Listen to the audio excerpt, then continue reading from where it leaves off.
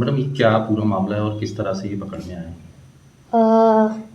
4/8/24 को जो हमारे आमला विधायक हैं पंडाग्रे जी, उनके द्वारा थानागंज में एक लिखित आवेदन दिया गया, जिनके द्वारा बताया गया कि कोई नीरज नाम का व्यक्ति है, उनको 3-4 दिन से कॉल कर रहा है और कॉल करके पैसों की मांग कर रहा है। उनके द्वारा 1,25,000 रुपये की मांग की गई और क्यूआर कोड भेजा गया। फिर इसमें तकनीकी सहायता ली गई, साइबर सेल की मदद ली गई, जिसके द्वारा आरोपी को कानपुर से गिरफ्तार किया गया और आरोपी का नाम है नीरज सिंह राठौर। ये जालौन उत्तर प्रदेश का रहने वाला है, जिसको न्यायिक हिरासत में भेजा गया है। मैडम ये किस तरह का प्रलोभन दे रहा था या किस तरह का झांसा दे रहा था विधायक जी को? इनके द्वारा जो ये अपने आप को राष्ट्रीय अध्यक्ष बता रहे थे भाजपा का, और कोई कार्यक्रम कराने का बोलकर इनसे पैसे की मांग की जा रही थी। राष्ट्रीय अध्यक्ष को ये बताता हूँ। हाँ जी, वो जेपी नड्डा जी हैं, उनके कार्यालय से बात कर रहा हूँ, उनका कहना था, और कोई कार्यक्रम कराना है, इसलिए वो पैसे की मांग कर रहे थे। इसके पहले भी कोई मामला आया था इस तरह का मैम इनका? इस तरह की अभी तो जानकारी नहीं है, बाकी ये जो अभी संज्ञान में आया था, जिसमें अपराध पंजीबद्ध कर और इसको गिरफ्तार कर न्यायिक हिरासत में भेजा गया किस है। तरह से पकड़ में आया मैडम? इसमें उसका जो नंबर था, उसकी लोकेशन साइबर की मदद से ली गई, जिसके आधार पर उसकी लोकेशन उत्तर प्रदेश में पाया गया था और उसी आधार पर टीम भेजकर उसको वहाँ से गिरफ्तार किया गया है। तो दोनों अलग। और जी डॉक्टर साहब बताएं क्या ये पूरा मामला था और किस तरह से आपसे संपर्क किया था उसने? एक किसी व्यक्ति का मेरे पास 3-4 दिन पहले फ़ोन आया था और अपने आप को बीजेपी कार्यालय का कोई पदाधिकारी बता रहा था। उन्होंने मुझे बोला कि आपसे राष्ट्रीय अध्यक्ष बात करना चाह रहे हैं। सुबह 10-11 बजे के आसपास फ़ोन आया था कि 2 बजे आप फ़ोन के पास रहिएगा और फ़ोन आएगा तो उसको तुरंत अटेंड कीजिएगा, मैं ही आपको कॉल करूँगा, नंबर सेव कर लीजिए। 4 बजे के आसपास फ़ोन आया तो कहे जो हमारे राष्ट्रीय अध्यक्ष है जेपी नड्डा जी के, वो आपसे बात करना चाह रहे हैं। मैंने बात की।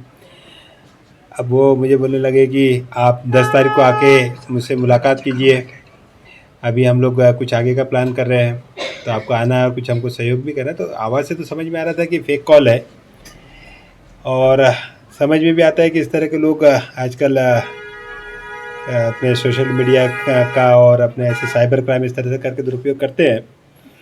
तो उसी तरह से उसने मुझे भी शायद फंसाने की कोशिश की, लेकिन जब मुझे शक हुआ उसके ऊपर तो मैंने तुरंत वहाँ पे बीजेपी कार्यालय दिल्ली फ़ोन करके उनको भी वस्तु स्थिति से अवगत करवाया कि कोई फेक कॉल आ रहा है और कुछ इस तरह से विधायकों को कुछ प्रलोभन दिए जा रहे हैं और उनसे पैसों की डिमांड की जा रही है।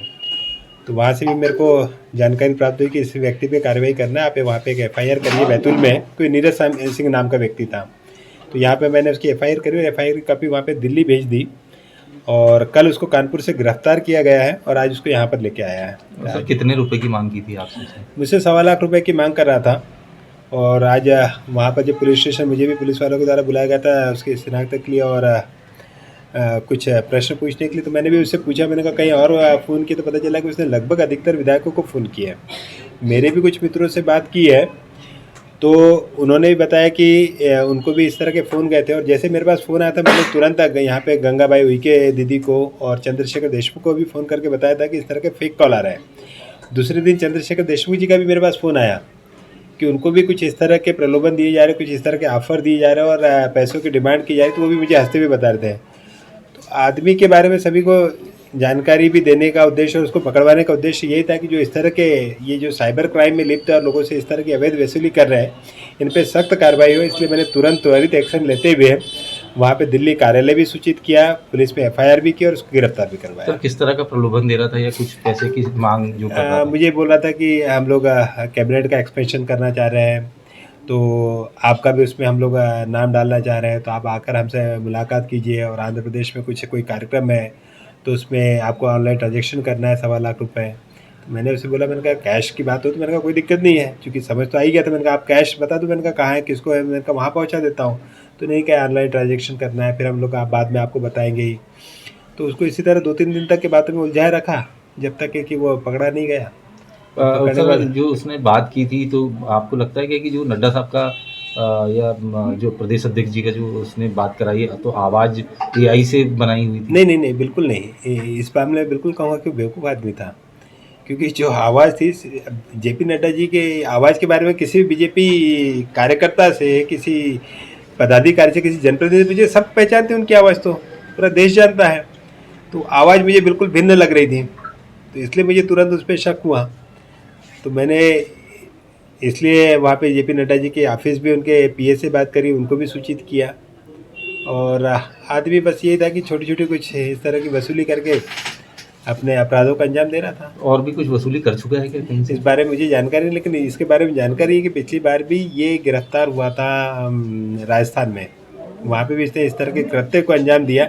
आज मैं उसे वही बोला, मैंने कहा जब तू हर जगह पकड़ा रहा तो इस तरह के काम करके, और हर तरह की समझ तो है नहीं उतनी।